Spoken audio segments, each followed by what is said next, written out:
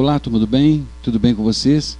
Sejam bem-vindos à nossa 7ª videoaula do módulo 3 sobre a NR18, Condições e Meio Ambiente de Trabalho nas Indústrias da Construção.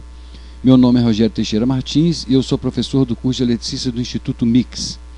Eu queria deixar claro aqui que a semana passada eu tive alguns problemas técnicos, portanto, eu não pude disponibilizar nenhuma videoaula. Estávamos também na dependência de algumas informações que o Instituto Mix passaria a respeito das férias, também não foi confirmado.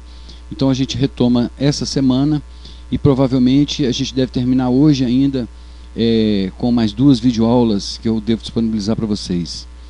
Então hoje, agora, nessa videoaula, nós vamos dar prosseguimento à NR18 a partir do tópico 18.20 sobre locais confinados. Nas atividades que expõem os trabalhadores a riscos de asfixia, explosão, intoxicação e doenças do trabalho, devem ser adotadas medidas especiais de proteção, a saber, treinamento e orientação para os trabalhadores quanto aos riscos a que estão submetidos, a forma de preveni-los e o procedimento a ser adotado em situação de risco.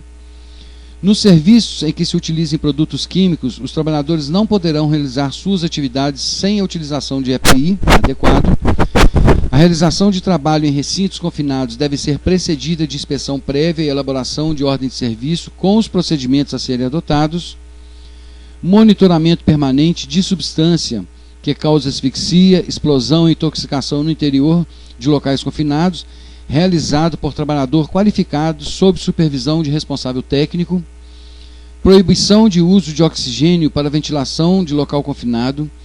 Ventilação local exaustora eficaz que faça a extração de contaminantes e ventilação geral que execute insuflação de ar para o interior do ambiente, garantindo assim de forma permanente a renovação contínua do ar.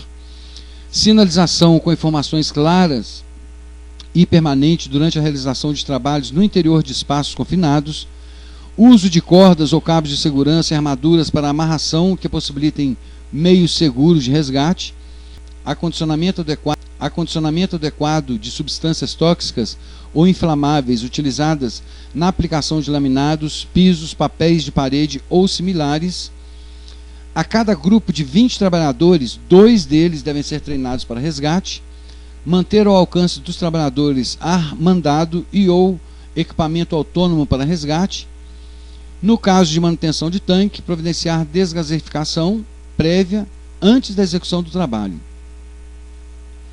Com relação à execução e à manutenção das instalações elétricas, devem ser realizadas por trabalhador qualificado e a supervisão por profissional legalmente habilitado. Somente podem ser realizados serviços nas instalações quando o circuito elétrico não estiver energizado. Quando não for possível desligar o circuito elétrico, o serviço somente poderá ser executado após terem sido adotadas as medidas de proteção complementares, sendo obrigatório o uso de ferramentas apropriadas e equipamentos de proteção individual. É proibida a existência de partes vivas expostas de circuitos e equipamentos elétricos. As emendas e derivações dos condutores devem ser executadas de modo que assegurem a resistência mecânica e o contato elétrico adequado. O isolamento de emendas e derivações deve ter característica equivalente à dos condutores utilizados. Os condutores devem ter isolamento adequado, não sendo permitido obstruir a circulação de materiais e pessoas. Os circuitos elétricos devem ser protegidos contra impactos mecânicos, umidade e agentes corrosivos. Sempre que a fiação de um circuito provisório se tornar inoperante ou dispensável, deve ser retirada pelo eletricista responsável. As chaves blindadas devem ser convenientemente protegidas de intempéries e instaladas em posição que impeça o fechamento acidental do circuito. Os porta-fusíveis não devem ficar sob tensão quando as chaves blindadas estiverem na posição aberta. As chaves blindadas somente devem ser utilizadas para circuitos de distribuição, sendo proibido seu uso como dispositivo de partida e parada de máquinas. As instalações elétricas provisórias de um canteiro de obras devem ser constituídas de chave geral do tipo blindada de acordo com a aprovação da concessionária local, localizada no quadro principal de distribuição, chave individual para cada circuito de derivação, chave e faca blindada em quadros de tomadas, chaves magnéticas e disjuntores para os equipamentos, Os fusíveis das chaves blindadas devem ter capacidade compatível com o circuito a proteger. Não é permitida sua substituição por dispositivos improvisados ou por outros fusíveis de capacidade superior, sem a correspondente troca da fiação. Em todos os ramais destinados à ligação de equipamentos elétricos, devem ser instalados disjuntores ou chaves magnéticas independentes que possam ser acionados com facilidade e segurança. As redes de alta tensão devem ser instaladas de modo a evitar acidentes com veículos, equipamentos e trabalhadores em circulação e só podem ser instaladas pela concessionária. Os transformadores e estações abaixadoras de tensão devem ser instalados em local isolado, sendo permitido somente acesso do profissional legalmente habilitado ou trabalhador qualificado. As estruturas e carcaças dos equipamentos elétricos devem ser aterradas. Nos casos em que haja possibilidade de contato acidental em qualquer parte viva energizada, deve ser adotado o isolamento adequado. Os quadros gerais de distribuição devem ser mantidos trancados e seus circuitos identificados. Ao religar chaves blindadas no quadro geral de distribuição, todos os equipamentos devem estar desligados. Máquinas ou equipamentos elétricos móveis só podem ser ligados por intermédio do conjunto de plug e tomada. A gente pode observar aí que tanto a parte de locais confinados e instalações elétricas, isso aí são normas que devem ser seguidas e que estão voltadas para quê? Para a segurança do profissional. Tá ok? Nada mais que isso. Está relacionado com o meio ambiente de trabalho? Tá. Pela ordem, organização, né, do local e tudo. Mas tem relação também direta com a segurança do trabalhador. Não só do trabalhador, dos equipamentos, né, de uma maneira geral. Então, vamos dar prosseguimento aí agora em máquinas, equipamentos e ferramentas diversas. A operação de máquinas e equipamentos que expõem o operador ou terceiros a riscos só pode ser feita por trabalhador qualificado e identificado por crachá. Devem ser protegidas todas as partes móveis dos motores, as transmissões, as partes perigosas das máquinas ao alcance dos trabalhadores. As máquinas e os equipamentos que ofereçam risco de ruptura de suas partes móveis, projeção de peças ou de partículas de materiais devem ser providos de proteção adequada. As máquinas e equipamentos de grande porte devem proteger adequadamente o operador contra a incidência de raios solares e intempéries. O abastecimento de máquinas e equipamentos com motor a explosão deve ser realizado por trabalhador qualificado em local apropriado, utilizando-se de técnicas e equipamentos que garantem a segurança da operação. Na operação de máquinas e equipamentos com tecnologia diferente da que o operador estava habituado a usar, deve haver novo treinamento de modo a qualificá-lo à utilização dos mesmos. Agora, as máquinas e equipamentos devem ter dispositivos de acionamento e parada localizado de modo que seja acionado ou desligado pelo operador na sua posição de trabalho, não se localize na zona perigosa da máquina ou do equipamento, possa ser desligado em caso de emergência por outra pessoa que não seja o operador, não possa ser acionado ou desligado involuntariamente pelo operador ou por qualquer outra forma acidental e não acarrete riscos adicionais. Toda máquina deve possuir dispositivo de bloqueio para impedir seu acionamento por pessoa não autorizada. As máquinas, equipamentos e ferramentas devem ser submetidos à inspeção e manutenção de acordo com as normas técnicas oficiais vigentes. Deve-se dispensar especial atenção a freios, mecanismos de direção, cabos de tração e suspensão do sistema elétrico e outros dispositivos de segurança. Toda máquina ou equipamento deve estar localizado em ambiente com iluminação natural e ou artificial, a adequada atividade em conformidade com a NBR 5403/91, níveis de luminância de interiores da BNT. As inspeções de máquinas e equipamentos devem ser registradas em documento específico, constatando as datas e falhas observadas, as medidas adotadas e a indicação de pessoal técnico ou empresa habilitada que as realizou. Nas operações com equipamentos, pesa as seguintes medidas de segurança. Para encher e esvaziar pneus, não se pode posicionar de frente para eles, mas atrás da banda de rodagem, usar uma conexão de autofixação para encher o pneu. O enchimento só deve ser feito por trabalhadores qualificados, de modo gradativo e com medições sucessivas da pressão. Em caso de superaquecimento de pneus, sistema de freio, devem ser tomadas precauções especiais para prevenir possíveis explosões ou incêndios. Antes de iniciar a movimentação ou dar partida no motor, é preciso certificar-se de que não há ninguém trabalhando sobre, debaixo ou perto dos mesmos.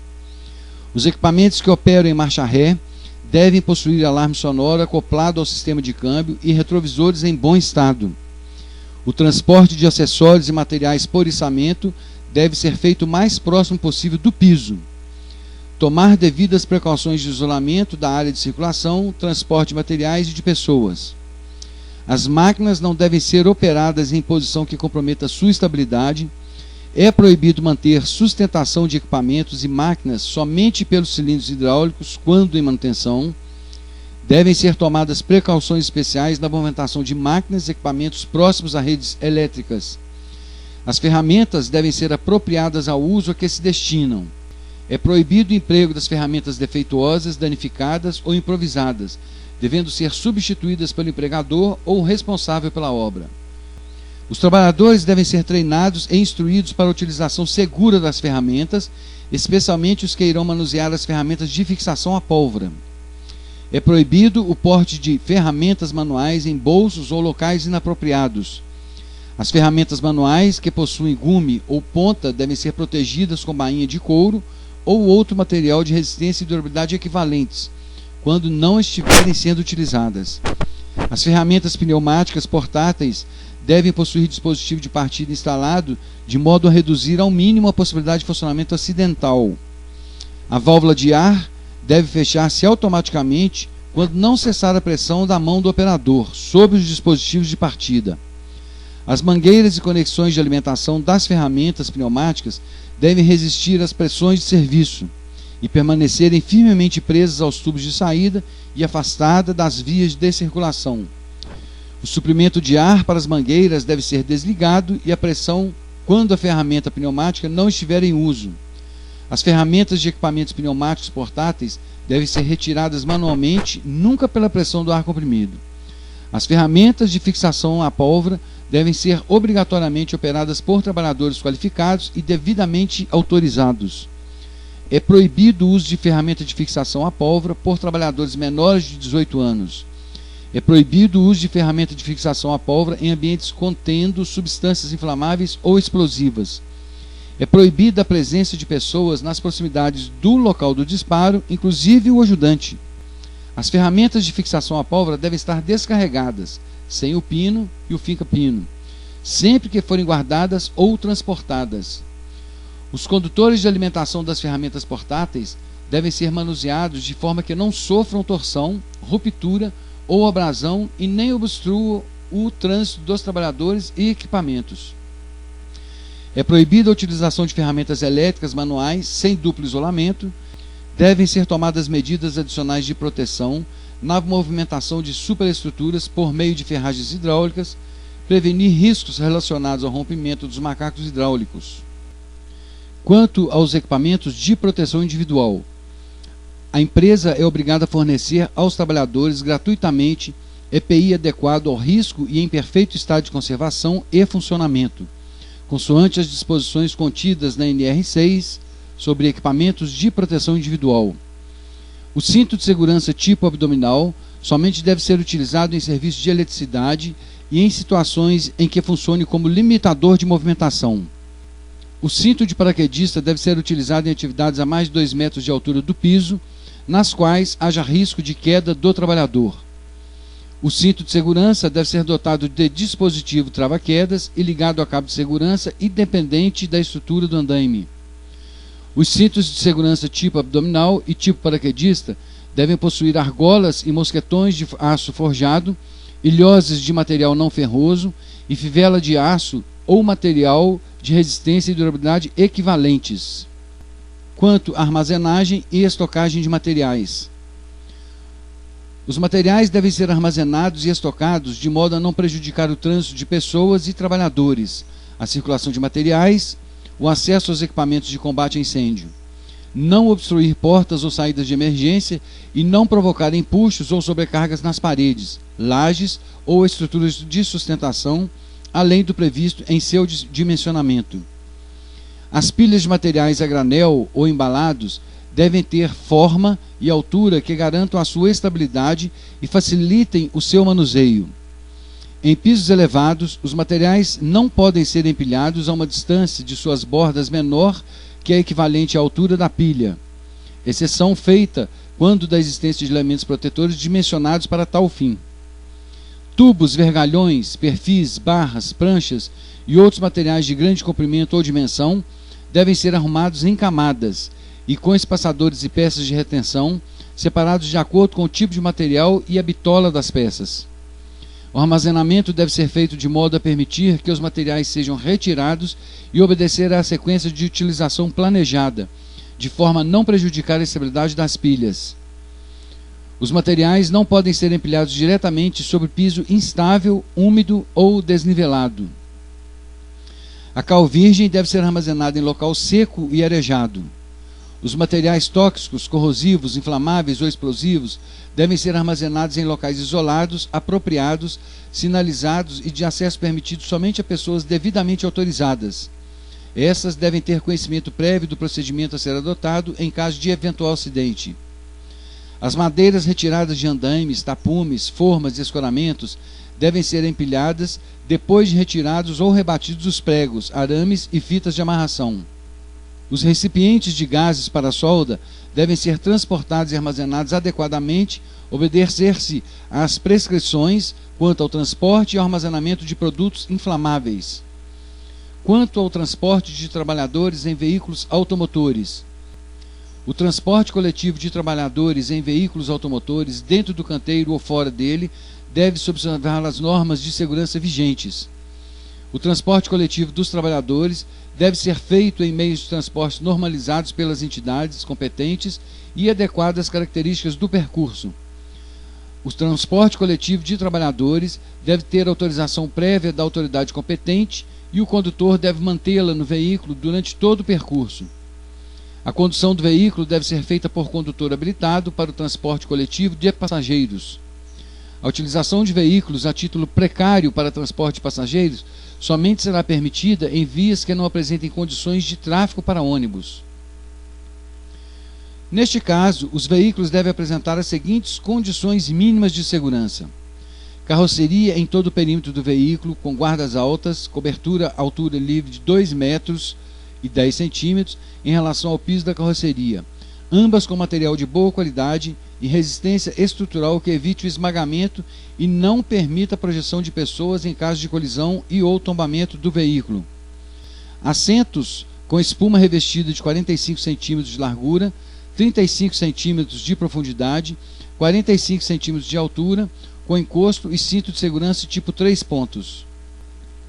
Barras de apoio para as mãos, 10 cm da cobertura e para braços e mãos entre os assentos. A capacidade de transporte de trabalhadores será dimensionada em função da área dos assentos, acrescida do corredor de passagem de pelo menos 80 cm de largura. O material transportado, como ferramentas e equipamentos, deve estar acondicionado em compartimento separado dos trabalhadores, de forma a não causar lesões aos mesmos numa eventual ocorrência de acidente com o veículo. Escada com corrimão para acesso pela traseira da carroceria e sistemas de ventilação nas guardas altas e de comunicação entre a cobertura e a cabine do veículo. Só será permitido o transporte de trabalhadores acomodados nos assentos acima de mencionados. Quanto à proteção contra incêndio, é obrigatória a adoção de medidas que atendam de forma eficaz às necessidades de prevenção e combate a incêndio para os diversos setores, atividades, máquinas e equipamentos do canteiro de obras. Deve haver sistema de alarme capaz de dar sinais perceptíveis em todos os locais da construção. É proibida a execução de serviços de soldagem e corte a quente nos locais onde estejam depositadas, ainda que temporariamente, substâncias combustíveis, inflamáveis e explosivas.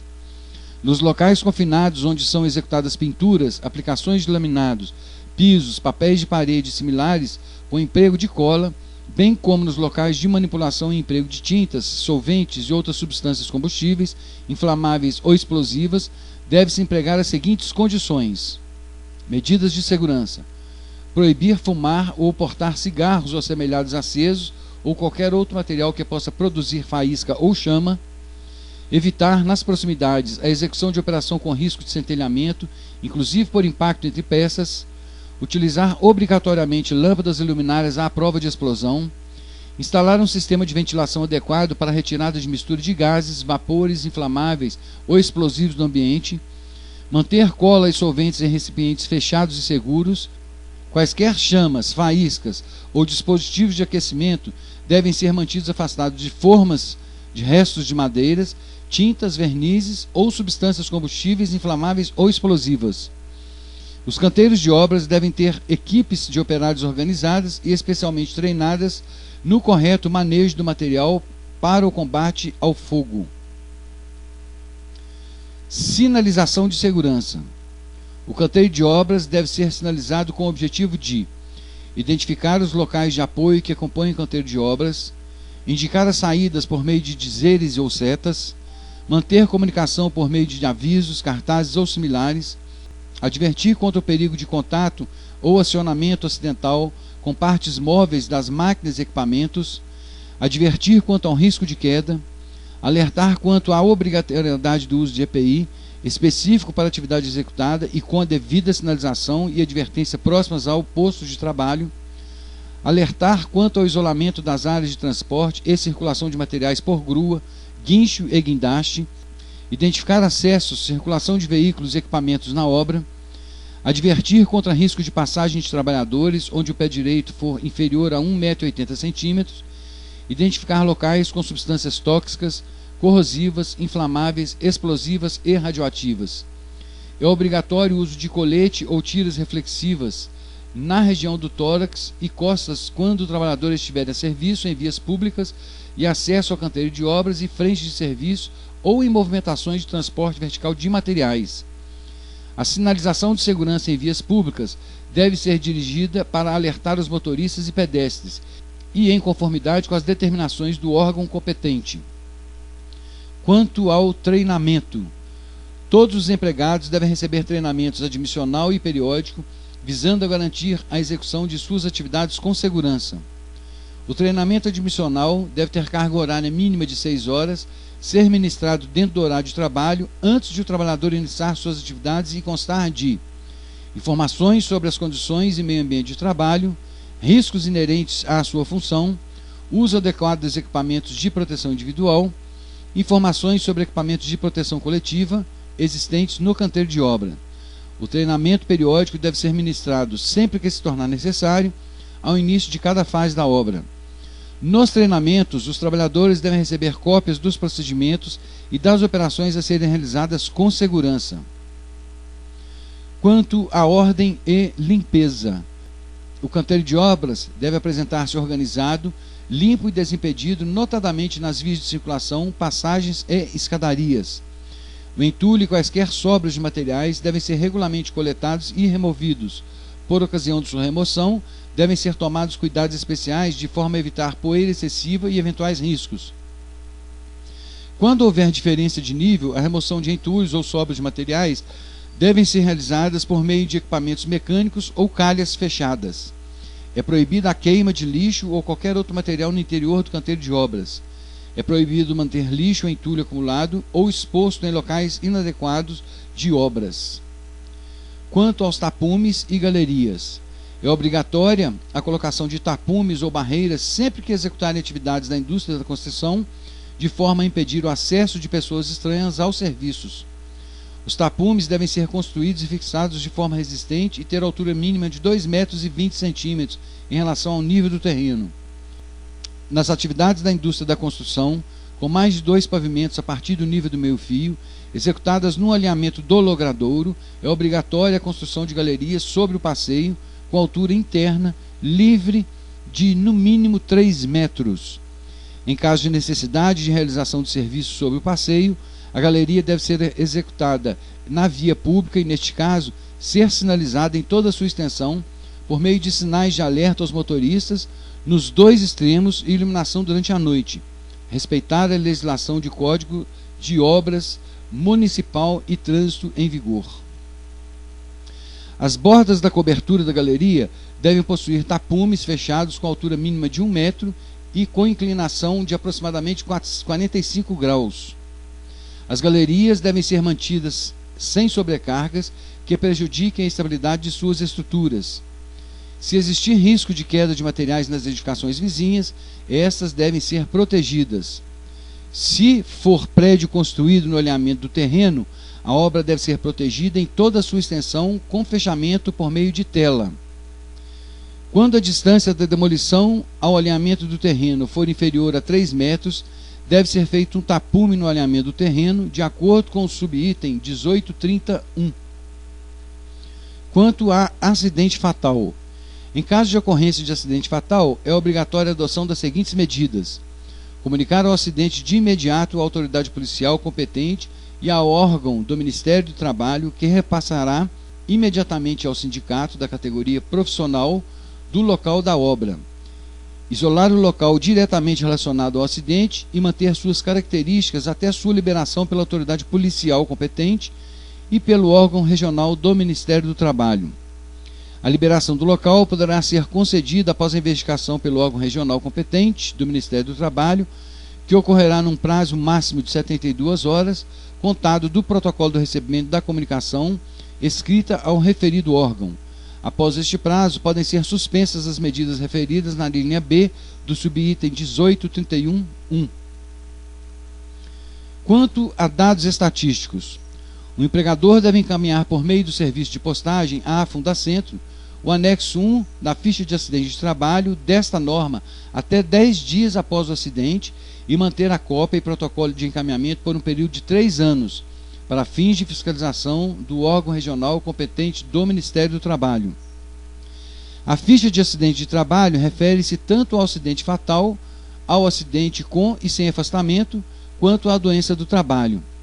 A ficha de acidente do trabalho deve ser preenchida pelo empregador no estabelecimento da empresa em que decorrer o acidente ou a doença do trabalho. O empregador deve encaminhar por meio de serviço de postagem à Fundacentro o anexo 2, resumo estatístico anual, dessa norma até o último dia de fevereiro do ano subsequente e manter o protocolo de encaminhamento por um período de 3 anos, para fins de fiscalização do órgão regional competente do Ministério do Trabalho. Quanto à Comissão Interna de Prevenção de Acidentes, CIPA, a empresa que possuir na mesma cidade um ou mais canteiros de obras ou frentes de trabalho com menos de 70 empregados deve organizar a CIPA centralizada. A CIPA centralizada será composta de representantes do empregador e dos empregados. Deve ter pelo menos um representante titular e um suplente por grupo de até 50 empregados em cada canteiro de obra ou frente de trabalho, e respeitar a paridade prevista na NR 5. A empresa que possuir um ou mais canteiros de obras de frente de trabalho com 70 ou mais empregados em cada estabelecimento fica obrigado a organizar a CIPA por estabelecimento. Ficam desobrigadas a construir CIPA os canteiros de obras cuja construção não exceda a 180 dias. Para o atendimento do disposto neste item, deve ser constituída uma comissão provisória de prevenção de acidentes, com a eleição paritária de um membro efetivo e um suplente a cada 50 trabalhadores. As empresas que possuam equipes de trabalho itinerantes deverão considerar como estabelecimento a sede da equipe.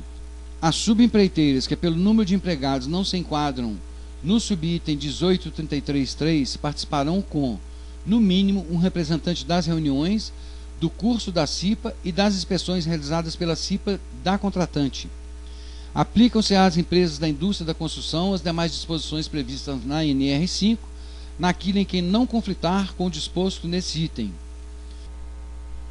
Nós vamos dar por encerrado a nossa videoaula número 7. Eu agradeço a vocês mais uma vez pelo carinho, pela atenção e a participação nas aulas. E vamos dar início à nossa próxima videoaula número 8, a partir do item 18.34, Comitês Permanentes sobre Condições e Meio Ambiente de Trabalho na Indústria da Construção. Valeu, gente. Até lá.